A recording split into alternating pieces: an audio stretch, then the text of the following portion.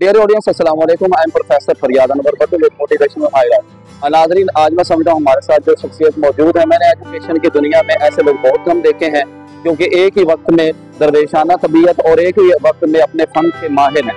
तो मेरे साथ मौजूद हैं सर उमर साहब, जो कि टिप्स कॉलेज दी ग्राउंड मेन कैंपस के प्रिंसिपल की तौर पर फ़राइज़ सर अंजाम दे रहे हैं। और आज टिप्स कॉलेज ने एक बहुत बड़ा इनिशिएटिव लिया जो कि मैं समझता हूँ कि वक्त की ज़रूरत है, नीड ऑन है, और उसके बाद इसके ऊपर दुनिया में बहुत ज़्यादा काम हो रहा है, लेकिन बदकिस्मती से पाकिस्तान के अंदर इसका काम नहीं हो रहा था। तो आज टिप्स कॉलेज के अंदर टेक एक्सपो करवाएगी और पाकिस्तान के जो टेक्नोलॉजिस्ट हैं, जो कि टेक्नोलॉजी के जानने वाले लोग हैं बड़े बड़े, उनको यहाँ पर इन्वाइट किया गया।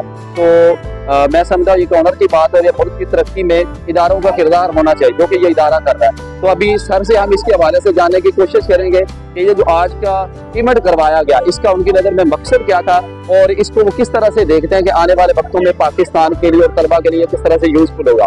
और सेकेंडली सर से क्वेश्चन ये होगा कि हमारे नॉर्मली इदारे क्या है, कह लें कि सोर्स ऑफ इनकम या बिजनेस सेंटर्स बन चुके हैं एजुकेशन सिस्टम से, तो ये इदारा जिसको इसका ख्याल क्या, बाकी इदारों को इसका ख्याल क्यों नहीं आता, तो उसको सजेस्ट कैसे करेंगे?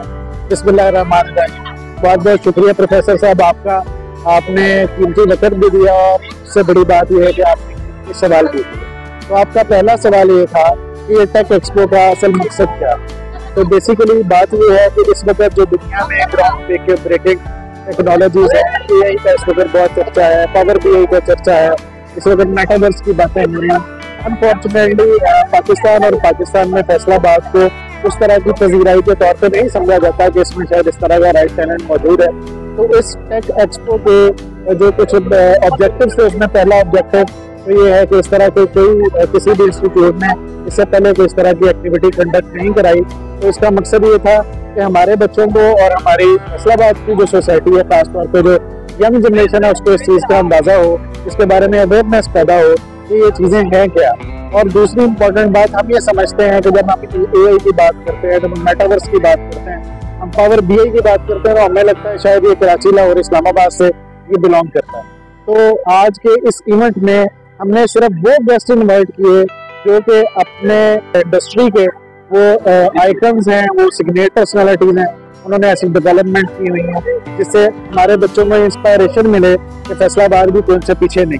तो इस हवाले से बच्चों के अंदर एक अवेयरनेस पैदा करने की कोशिश की है।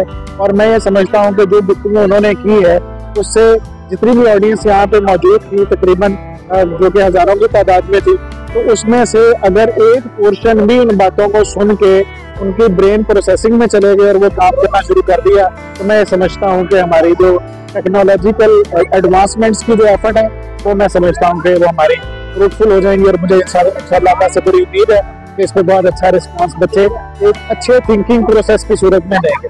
और आपका दूसरा सवाल उससे भी बड़ा कीमती था कि इदारे कमर्शियल ही क्यों हैं।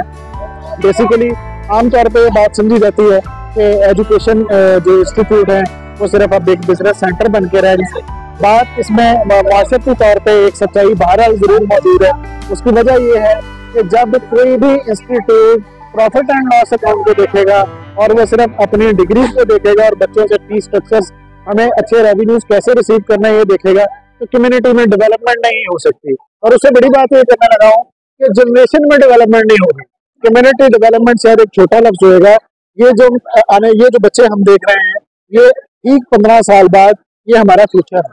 इन्होंने हमारे मुल्क की, हमारे शहर की बागडोर संभालनी है, तो उनके अंदर एक पॉजिटिव कैरेक्टर बिल्ड करना भी एक इदारे का काम है। और वो एक टीचर का काम है, वो एक पेरेंट का काम है, वो एक इंस्टीट्यूट का काम है। तो उसमें इदारों को कमर्शियलिज्म से निकल के कुछ सोचना होगा।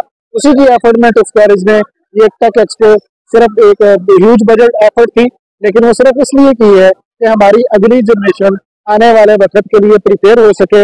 हम वेल बिफोर टाइम जो चेंजेस दुनिया में आ रही हैं, जो बिजनेस वर्ल्ड में आ रही हैं, हम उनको ऑप्ट कर सकें और हम इनके अंदर एक सोच पैदा कर सकें कि हमें नौकरियां नहीं ढूंढनी, IT के अंदर रह के बहुत सारे ऐसे काम किए जा सकते हैं जिससे स्टार्टअप जो है वो बिल्ड हो सकते हैं।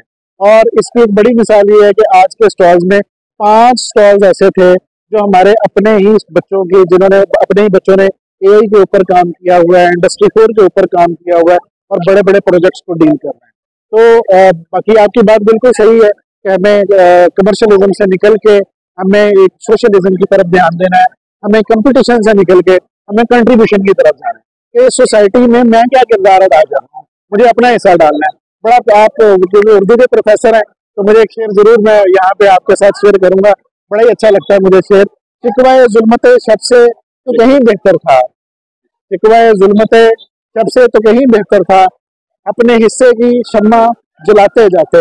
हमारा काम ये है, इतनी बड़ी जनरेशन के अंदर, इतने बड़े सेटअप के अंदर, इतने बड़े शहर के अंदर हमारा काम ये है कि हमें अपना हिस्सा डालना है। और मैं यही उम्मीद करूंगा जो अपने सुनने वालों से कि अच्छी एफर्ट है इनके यूट्यूब चैनल की, जिसके जरिए मुख्तलिफ तरह की अवेयरनेस पैदा करते हैं, तो इस अवेयरनेस के चिराग को आगे लेके चलें, अपना बनाएं या इसी चिराग को शेयर कर दें, आगे लाइक कर दें, शेयर कर दें।